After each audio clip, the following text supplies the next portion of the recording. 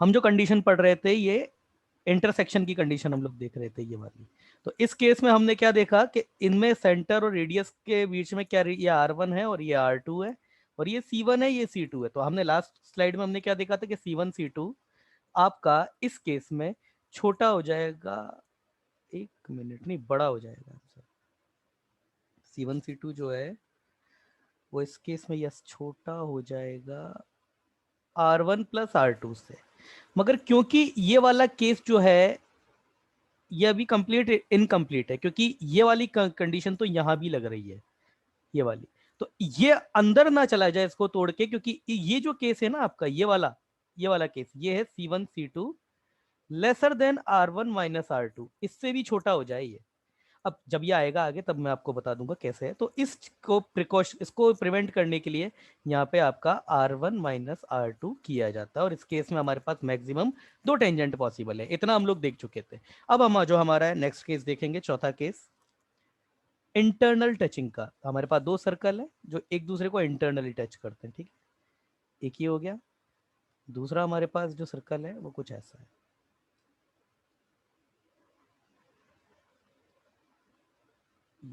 ये हमारे पास है इंटरनल टचिंग वाले केस। तो ये हमारे पास सेंटर 1 है और ये हमारे पास जो है ये सेंटर, यहाँ कहीं इसका सेंटर, ये सेंटर 2 है। अब आप मुझे बताइए कि इन दोनों लाइन के बीच में ये दोनों लाइन ज्वाइनिंग जो सेंटर है, या फिर पूरा ही कर देते हैं इसको, ये लाइन देखिए ये C1 C2 हो गया और ये यहां से लेके ये यहां तक, ये ये इसको C1 बोलना चाहिए,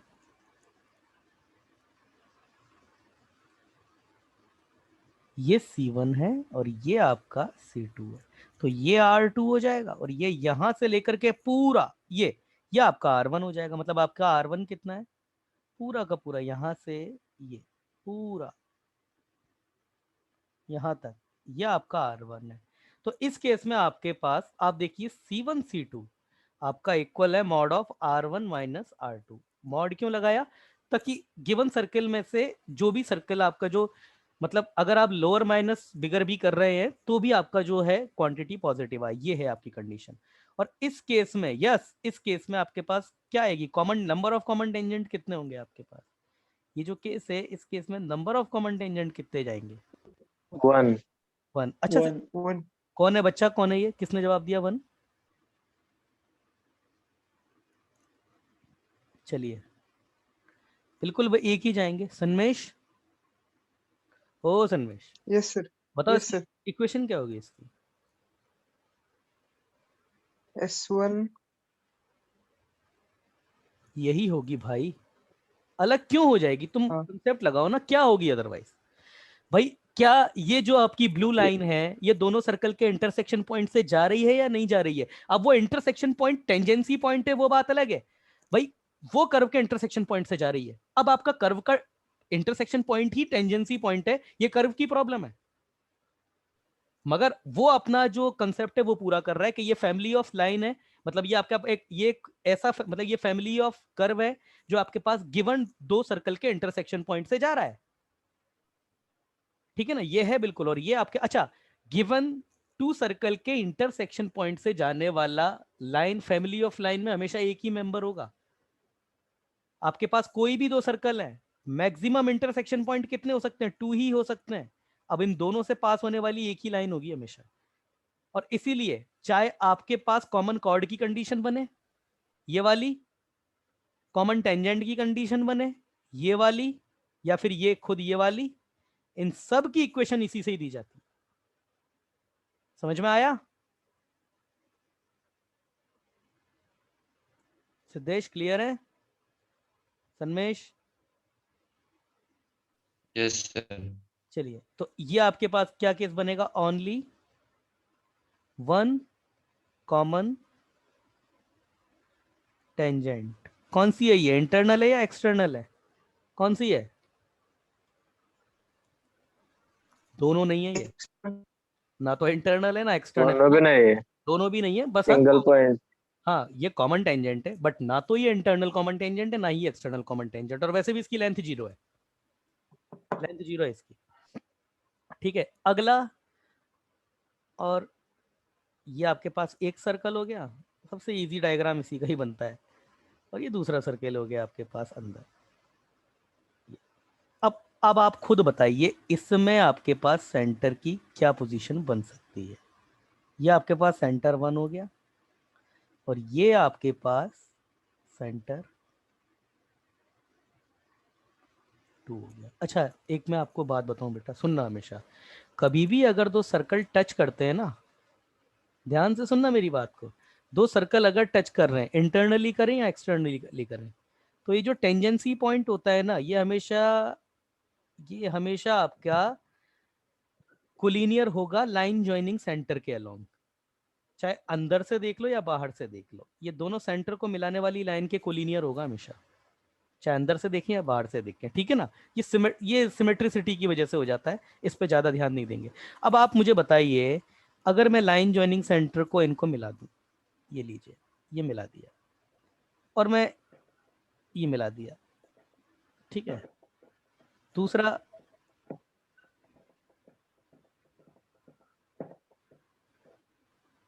ये आपके पास रेडियस 2 है, और रेडियस 3 भी मुझे अलग से दिख जाए, इसके लिए मैं रेडियस 1 के लिए मैं अब अलग से कहाँ बनाऊं, मैं कहाँ बनाऊं मैं अलग से रेडियस, चलिए ये रेडियस 1 है,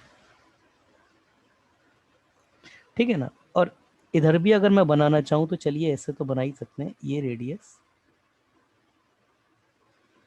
1 है।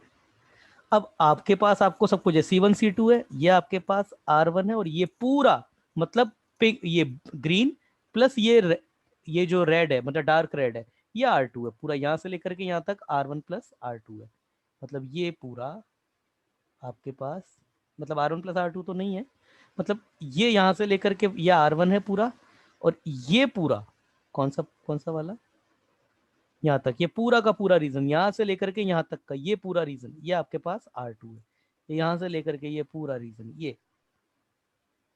ये आपके पास R2 है। अब आप ही मुझे बताइए क्या सिमेट्रिसिटी फिक्स हो रही है, क्या ये नहीं हो रहा है क्या R2 माइनस R1, क्योंकि R2 बड़ा है इसलिए R2 माइनस R1, इससे भी ये आपका छोटा हो गया है C1 C2, क्या ये कंडीशन नहीं है क्या? Sir C1 C2 sir C1 से नहीं 2 नहीं छोटा है ना? बेटा, छोटा वो छोटा उल्टा हो गया। छोटा, हाँ नहीं वो मैंने गलत लिख दिया, आई एम सॉरी। हाँ, 0 से बड़ा जरूर है, अरे कोई भी लाइन यार हमेशा पॉजिटिव ही होगी लेंथ, तो ये वाली तो एक्चुअली, चलो ठीक है, दिखाने के लिए अच्छा है कि हाँ ठीक है, बाय डायरेक्शनल हमने इसकी लिमिट फिक्स कर दी है, इसका अपर बाउंड ये है, इसका लोअर बाउंड ये है, लोअर बाउंड मतलब मिनिमम कितना हो सकता है, अपर बाउंड मतलब मैक्सिमम कितना हो सकता है, अपर बाउंड और लोअर बाउंड केस में लिखना अच्छा लगता है, मगर ये बिल्कुल है ना मीनिंगलेस बात ही है कि भाई लाइन की जो लेंथ है वो हमेशा पॉजिटिव ही होगी, तो ये लिखने का कोई बनता नहीं है, पर चलिए फिर भी ठीक है, in this case no common tangent, कोई कॉमन टेंजेंट नहीं होती है,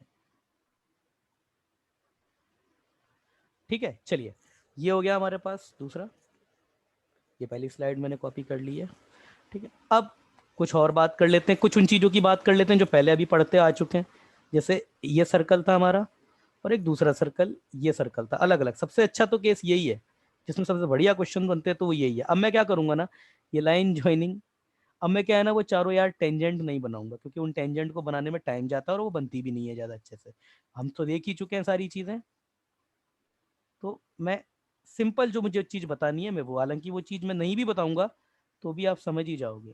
जैसे सपोज आपकी जो इंटरनल टेंजेंट है, जो पॉइंट P था वो ये है, और पॉइंट Q था वो ये है, P का इंटर, अच्छा ये आपके पास सपोज अगर आपके पास सर्कल की इक्वेशन है, इसके कोऑर्डिनेट मान लो x1 y1, इसके कोऑर्डिनेट मान लो x2 y2, ये तो आप निकाल ही सकते हो ना। अगर सर्कल की इक्वेशन आपको गिवन है x square plus Y square plus 2g1x plus 2f1y plus c1 equal to 0, तो ये आपके पास क्या हो जाएगा, minus g1 comma minus f1, इसी तरीके से minus g2 comma minus f2। तो गिवन सर्कल की इक्वेशन से c1 c2 के कोऑर्डिनेट आपको पता है, ये आपके पास r1 plus r1 ratio r2 हो जाएगा। तो इसके कोऑर्डिनेट इंटरनल इंटरसेक्शन के थ्रू क्या हो जाएंगे, r1x2 प्लस r2, ध्यान दीजिएगा यहाँ पे ध्यान देने वाली बात, ये r1 है और ये R2 है। ये गलती मत कर देना R2 रेशो R1 की, जो सर्कल पहले है उसी का रेशो पहले आएगा, जो सर्कल बाद में उसका रेशो बाद में आएगा। ये बिल्कुल भी गलती मत कर देना कि इधर इसकी रेडियस ले लो इधर इसकी रेडियस ले लो, ये मत कर देना गलती से भी। R2 ratio x1 upon R1 plus R2, ये तो x कोऑर्डिनेट, और दूसरा y कोऑर्डिनेट क्या हो जाएगा, R2 रेशो y2, नहीं R1 ratio y2 plus R2 y1 upon R1 plus R2। ये तो इंटरनल हो गया। एक्सटर्नल की बात करें तो ये क्या है, R1 ratio R minus R2 या फिर माइनस R1 रेशो R2। तो क्या होगा, कुछ भी नहीं, ये जहां प्लस है इनके बीच में माइनस लगा दो, और वैसे भी करोगे तो भी वही आएगा। क्या हो जाएगा, R1 x2 minus R2 x1 upon R1 minus R2 comma R1 y2 minus R2 y1 upon R1 minus R2। ये कोऑर्डिनेट आएंगे। समझ रहे हो आप लोग, यहाँ पर ये जो दब गया है थोड़ा, इसको अलग से लिखने की जरूरत है क्या थोड़ा सा, या समझ जाओगे, R2 minus R2 into y1 लिखा हुआ है, समझ जाओगे ना, या R2 इंटू y1 लिखा हुआ है। चलिए ठीक है ना। तो ये आपके पास हो गया, और ये आपके पास में कंप्लीट जो है, अब टॉपिक कंप्लीट हो चुका है आपका। ये आपकी जो फिफ्थ कंडीशन थी, मतलब फिफ्थ कंडीशन तो खैर यही हो चुकी है आपकी पहले यहाँ पे, ये भी आपकी ये कौन सी कंडीशन थी आपकी, फिफ्थ कंडीशन थी, वो भी कंप्लीट हो गई। जब टॉपिक इनिशियल मैंने स्टार्ट किया था, मुझे उसी समय ये कोऑर्डिनेट बताने थे, क्योंकि मैं वहां भूल गया था तो मैंने यहाँ बता दिया आपको। ठीक है, अब एक काम ये करते हैं, हमारे पास जितना टाइम है थोड़ा सा, अब मैं कुछ अच्छे क्वेश्चन ले रहा हूँ आपके लिए। चलिए एक एग्जाम्पल, अच्छे क्वेश्चन है आपके पास। शो दैट द इक्वेशन, दिमाग लगेगा इसमें, show that the equation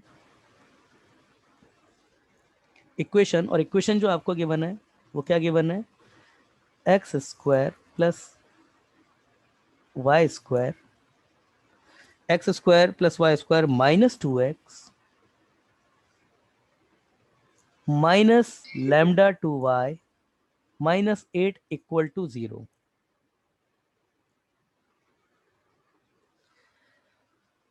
is a family of curve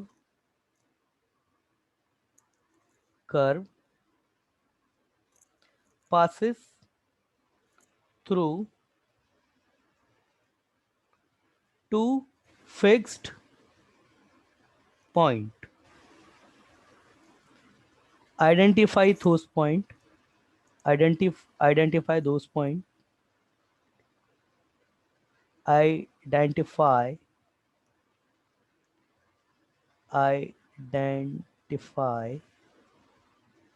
those point and also find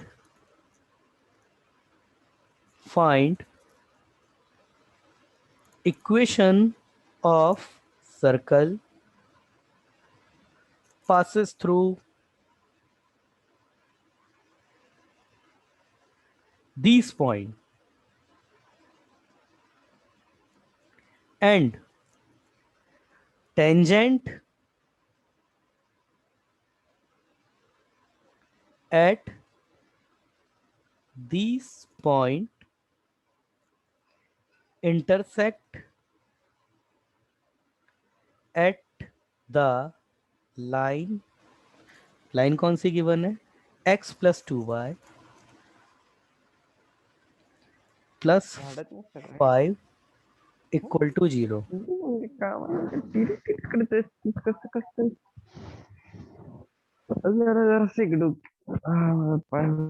सन्मेश बात मत कीजिए, जो भी आपके आसपास है उसको बोलिए अभी चुप रहे क्लास के दौरान, और आप भी इधर कॉन्सेंट्रेट कीजिए। अब मेरी बात सुनिए, क्वेश्चन पढ़िए आप। ये क्वेश्चन एक ऐसा क्वेश्चन है ना जाने कितनी बार कितने ही अच्छे एग्जाम्स में आए हैं, और ये क्वेश्चन ऐसा है ना कि अगर आप इसको अपने तरीके से करने लग गए ना तो आप बहुत लंबा कर देंगे इस क्वेश्चन को। मैंने आपको पहले भी बताया था कि सर आप ये फैमिली ऑफ कर्व क्यों पढ़ा रहे हो। भाई अगर हमको बोला जाता है कि दोनों कर्व हैं, दो सर्कल है, इनके इंटरसेक्शन पॉइंट से पास होने वाले सर्कल की इक्वेशन बताओ, जो कि एक दूसरी कंडीशन भी दे देगा, तो हम तो ये करेंगे ना सर कि सीधे सीधे दोनों सर्कल को सॉल्व कर लेंगे आपस में, इनका इंटरसेक्शन पॉइंट निकाल देंगे, और वो जो तीसरी कंडीशन दी जाएगी उसको लेकर के तीन कंडीशन को लेकर के, तीन कंडीशन कौन सी भाई, दो तो इंटरसेक्शन पॉइंट आ गए और तीसरी कंडीशन वो दे रहा है, और सर्कल की इक्वेशन को आइडेंटिफाई करने के लिए तीन ही कंडीशन की जरूरत होती है सर, हम सर्कल की इक्वेशन निकाल लेंगे, ये पढ़ाने की जरूरत क्या है। तो उसको पढ़ाने की जरूरत क्या है वो यहां देखिए। अब आप कभी भी क्वेश्चन ये नहीं आएगा कि गिवन आपके पास दो सर्कल है, उनके इंटरसेक्शन पॉइंट से जाने वाले किसी तीसरे कर्व की इक्वेशन निकालो, नहीं। ये क्वेश्चन अच्छे क्वालिटी क्वेश्चन कैसे बनता है इसका, आपको कर्व की जनरल इक्वेशन दे देगा, मतलब आपको फैमिली ऑफ कर्व दे दिया उसने। ये देखिए लैम्डा, ये ध्यान दीजिए इधर इस पे, ये रहा, ये देखो ये आपके पास फैमिली ऑफ कर्व है, ये बैठा लैम्डा, ये रहा लैम्डा। अब वो उसने ये पूछा है कि बताइए कि ये पॉइंट दो फिक्स पॉइंट, ये कर्व दो फिक्स पॉइंट से पास होता है, उन दोनों फिक्स पॉइंट की कोऑर्डिनेट भी बताइए।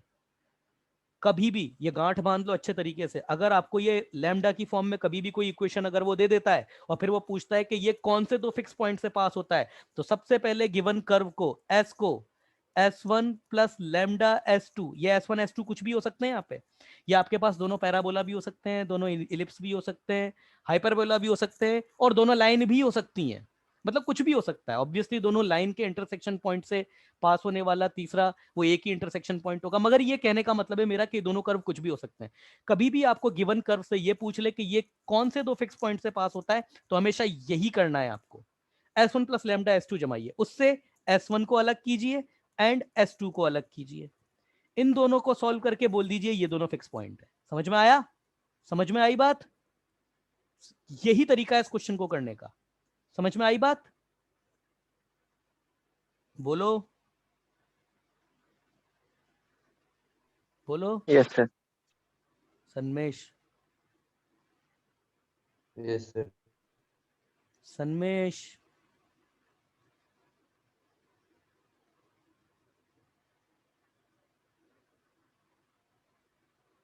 कहां गया ये लड़का।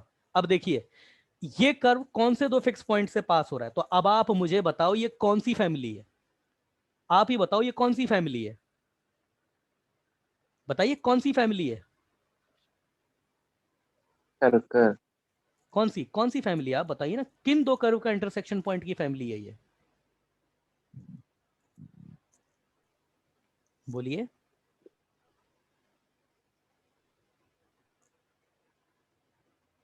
बोलो ना, कौन सी फैमिली है, सर्कल की है।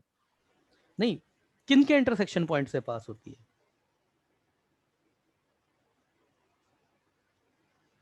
अरे भाई जब S1 और S2 के इंटरसेक्शन पॉइंट से जाती है तो S1 प्लस लेमडा S2 लिखते हैं, तो इसका और इसका इंटरसेक्शन से पास होने वाले कर्व की फैमिली है। तो यहां पर आप बताइए ना, ये तो रहा आपके पास S1 और ये रहा आपके पास S2, section point of S1। S1 क्या आ गया हमारे पास, ये खुद एक सर्कल है,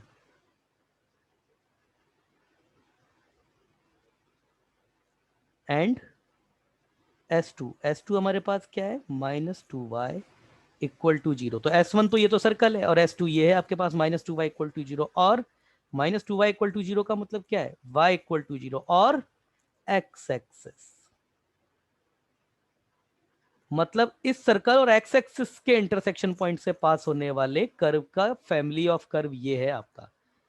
और अब ये x एक्सिस के इंटरसेक्शन पॉइंट अगर आपको निकालना है,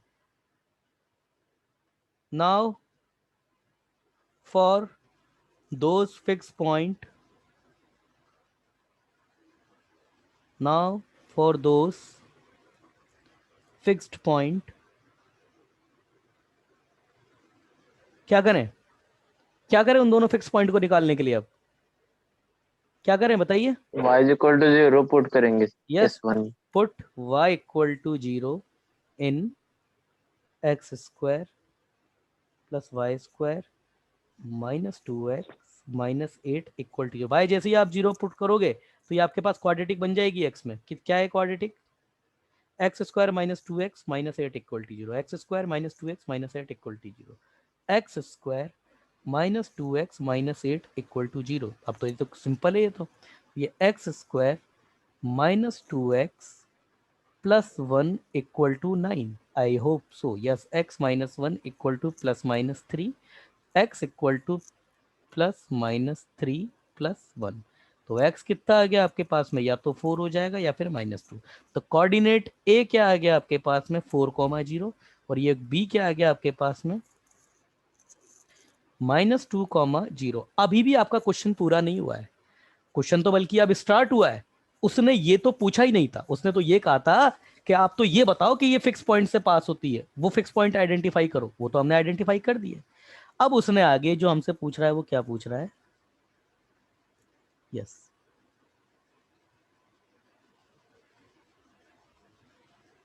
अब वो हमसे जो पूछ रहा है वो आगे क्या पूछ रहा है, वो ये पूछ रहा है कि ये देखो इधर, वो क्या पूछ रहा है, वो passes through the and tangent, ये क्या है, and find the equation of circle passes through these point. मतलब ये ए और बी जो है ना, इनसे तो पास होता ही हो साथ पे, मतलब ये इनसे तो पास होता ही हो। जैसे सपोज ये सर्कल है, इस पर ये ए बी है और ये बी बी है, साथ ही साथ इन पर जो टेंजेंट खींची जा रही है ना, ये जो टेंजेंट खींची जा रही है, वो जहां टच जो इंटरसेक्ट कर रही है, वो जो इंटरसेक्शन पॉइंट है वो इस लाइन पर अवेलेबल हो। कौन सी लाइन पे, ये लाइन पे, x plus 2y plus 5 equal to 0। ऐसे क्वेश्चन बनता है जेईई का। अब कैसे करें इसको, अब कैसे करें, अब देखो, अब इस सर्कल की इक्वेशन आपको निकालनी है, तो आपके पास चैलेंज पता है क्या है, सर्कल की इक्वेशन आइडेंटिफाई करने के लिए आपके पास 3 कंडीशन होनी चाहिए। 3 कंडीशन में 2 कंडीशन तो है आपके पास, सर्कल पर अवेलेबल 2 पॉइंट तो पता है आपको, ए भी पता है आपको, बी भी पता है। मगर अगर आपको ये तो तीसरी कंडीशन उसने दी है कि ए और बी पर खींची गई टेंजेंट आपके इस पर इंटरसेक्ट करती है। अगर ये पॉइंट आपने निकाल दिया, या इस कंडीशन का यूज करके आपने सेंटर निकाल दिया, तो आपका सर्कल का जो है वो हो जाएगा आपका, तो काम हो जाएगा आपका। अब समस्या ये है कि ये कैसे निकाला जाए, कैसे निकालेंगे आप। अब कई तरीके हैं इस क्वेश्चन को सॉल्व करने के, एक तो ज्योमेट्रिकली भी हो जाएगा और एक एल्जेब्रिकली भी हो जाएगा। तो मैं पहले एल्जेब्रिक तरीका आपको बताता हूं। देखिए देखिए, let equation of circle, equation of circle मैं ऐसा बोल देता हूं कि मेरे पास, एक मिनट, एक किसी का फोन आ रहा है, यस, मैं बात करता हूं पहले एक बच्चे से, कोई भी एक बच्चे से मैं बात करता हूं, रोहित से बात करते हैं। Yes Rohit, Rohit, yes sir. Rohit, आप मुझे एक बात का जवाब दीजिए कि ये जो फैमिली ऑफ सर्कल है x square plus Y square minus 2x minus 2y minus 8 equal to 0, ये फैमिली ऑफ सर्कल कहां से पास होती है, मतलब ये सारे मेंबर कौन से पॉइंट से पास होते हैं, आप बताएंगे। इन दोनों पॉइंट से पास होते हैं ना, बोलिए। हाँ yes sir, A and B से पास होता ए और बी से पास होते हैं। तो रोहित ये बताओ, अभी जो हमको सर्कल निकालना है वो भी इन दोनों से पास हो रहा है या नहीं हो रहा है, आप ही बताइए। क्या इन दोनों से वो पास नहीं हो रहा है क्या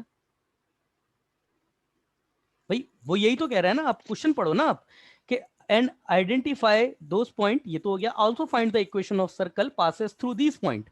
मतलब ये जो फिक्स पॉइंट से पास होती है ना फैमिली, उनसे तो पास होता ही है, साथ में उन्हीं पॉइंट पर, मतलब ए और बी पर खींची गई टेंजेंट जो है वो इस लाइन पर इंटरसेक्ट करती है। तो ये इंटरसेक्ट वाली कंडीशन को अगर तुम हटा दो, तो अगर ये पॉइंट देखा जाए, ये जो भी सर्कल आने वाला है वो ए और बी से पास होता है या नहीं होता है, जिस फैमिली ऑफ कर्व में ये दोनों पॉइंट पास, जहां जिन पॉइंट से ये फैमिली ऑफ कर्व सर्कल पास हो रही है, उससे वो भी पास हो रहा है या नहीं हो रहा है, जवाब दो। है। हाँ जवाब, हाँ यस सर, हो रहा है। मतलब पूरा हमारे पास फैमिली ऑफ सर्कल क्या है, इन दोनों पॉइंट से पास होने वाला कर्व है, और हमारे पास जो हम सर्कल निकाल रहे हैं वो भी उसी से पास होता है। तो आप खुद बताओ मुझको, क्या उसकी इक्वेशन भी लैम्डा की किसी ना किसी वैल्यू के लिए यही कर्व नहीं दे देगा क्या भाई, इससे पास होने वाले, ये आपके पास ए और बी से पास होने वाले जितने भी सर्कल हैं सबकी इक्वेशन को होल्ड कर रहा है लैम्डा की अलग अलग वैल्यू के लिए। इसका मतलब लैम्डा की कोई ना कोई वैल्यू के लिए वो वाला सर्कल भी होगा। बोलो हाँ, हाँ बोलो हाँ। Yes sir. तो इसका मतलब मुझको लैम्डा की वैल्यू ही तो निकालनी है। Now now the required circle also a member of family of curve। कौन सी family of curve? X square plus Y square minus 2x minus lambda 2y minus lambda 2y minus 8 equal to 0। ये है हमारे पास इसी family का ही वो member है, ठीक है ना। अब ये लैम्डा की वैल्यू आइडेंटिफाई करनी है। अब देखो तुम यहाँ पे, ये मेरे पास a है और ये मेरे पास b है। इन दोनों पर अगर मैं कोई टेंजेंट ड्रॉ करता हूँ, सपोज इन दोनों पे अगर मैंने, अब ये यहाँ पर इसको थोड़ा अच्छे से मुझे बनाना पड़ेगा मैं, क्योंकि अभी उस केस में टेंजेंट नहीं दिखेगी ना आपको। देखो ये a है, ये b है। इस पर जो खींची गई टेंजेंट है वो कहाँ पर लाई करती है? वो एक गिवन लाइन है हमारे पास, उस पर इंटरसेक्ट करती है। तो गिवन लाइन आपके पास x plus 2y plus 5 equal to 0, x plus 2y plus 5 equal to 0। अब देखो इधर, तो इसका मतलब, तो ये जो पॉइंट है, इस पॉइंट को मैं जनरल पॉइंट मान रहा हूं। मैंने आपको बोला था कि वेरिएबल हमेशा हम कम से कम यूज करेंगे। तो कम से कम वेरिएबल यूज करते समय अगर इस पॉइंट को मैं एच कोमा के ले लेता हूं तो मेरे पास दो वेरिएबल यूज आए, एक तो एच भी आया, एक के भी आया। हमेशा कभी भी अगर वेरिएबल एज्यूम करना है तो कोशिश करो कम से कम वेरिएबल यूज करो। तो मैं एच और के ना मानते हुए देखो मैं किस तरीके से रिप्रेजेंट करूंगा ना इसको। मैं ये बोलूंगा, इसको मैं ऐसे भी तो लिख सकता हूँ, x is equal to minus 2y plus 5। ये अब मैं अगर बोल दूं कि y कोऑर्डिनेट मेरा k है तो x कोऑर्डिनेट मेरा कितना हो गया? अगर मैं बोल दूं कि y कोऑर्डिनेट मेरा, भाई h, मैं बोलूंगा h कोमा k, तो h कोमा k इसी पे ही तो लाई करता है ना, इसका मतलब इसको सेटिस्फाइड करेगा, है ना। चलो h कोमा k, मैं बोलता हूँ h कोमा k है ये पॉइंट, तो h कोमा k इसको सेटिस्फाइड करेगा ना। तो यहां से मैं क्या लिख सकता हूँ, h plus 2k plus 5 equal to 0। मैं बोलता हूं कि ये h कोमा k है, तो मैं k को रिप्लेस कर देता हूं ना सीधा सीधा। तो k को मैं यहां से क्या लिख सकता हूं, k को लिख सकता हूं माइनस 5 माइनस h अपॉन 2।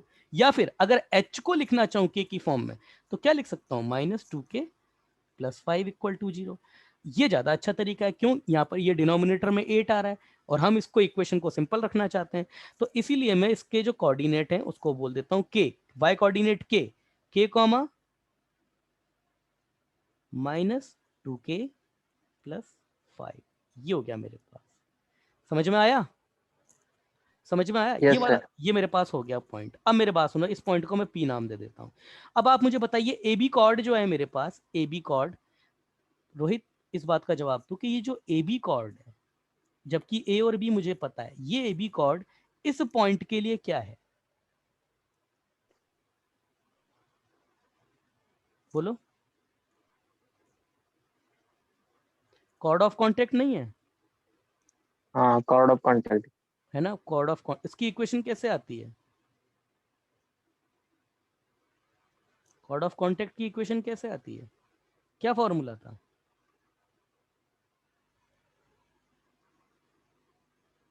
क्या था?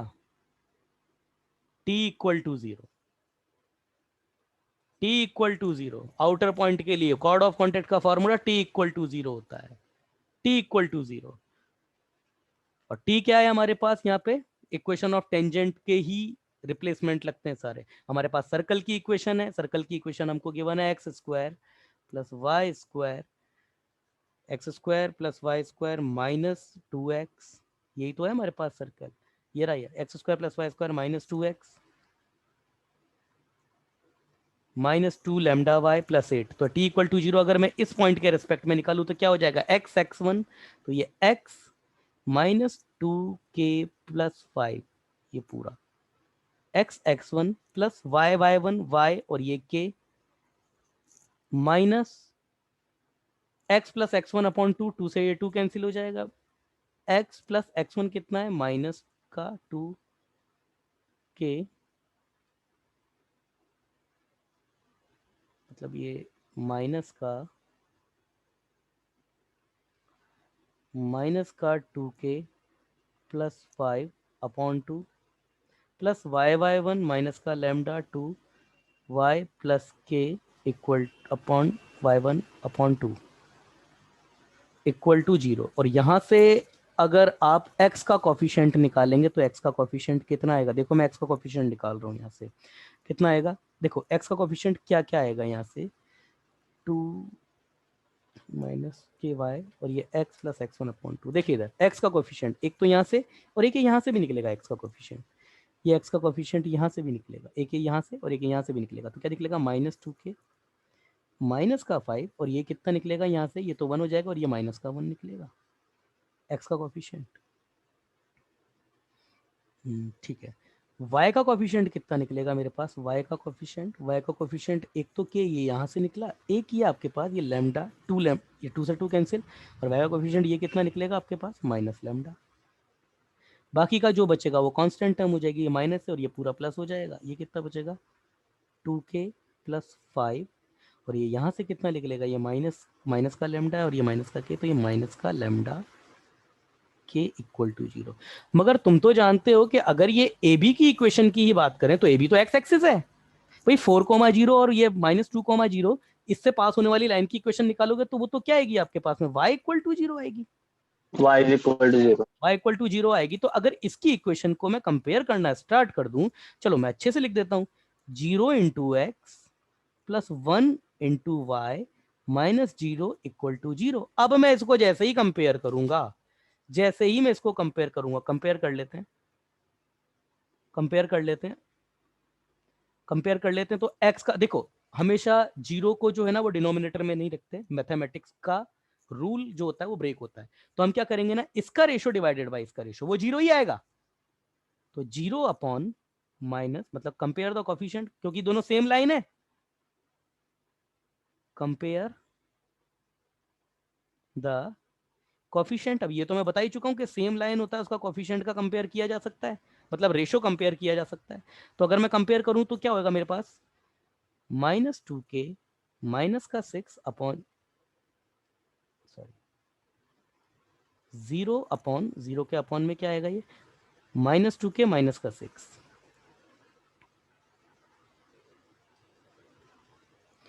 -2k माइनस का 6 इक्वल टू, ये कितना आ रहा है? इसका 1 लेना पड़ेगा और इसका k minus lambda, 1 upon k minus lambda equal to, और ये कितना आएगा आपका? 0 अपॉन ये कांस्टेंट टर्म, ये 1 minus k minus lambda, okay,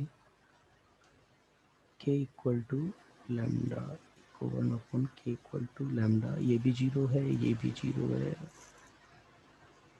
ठीक है,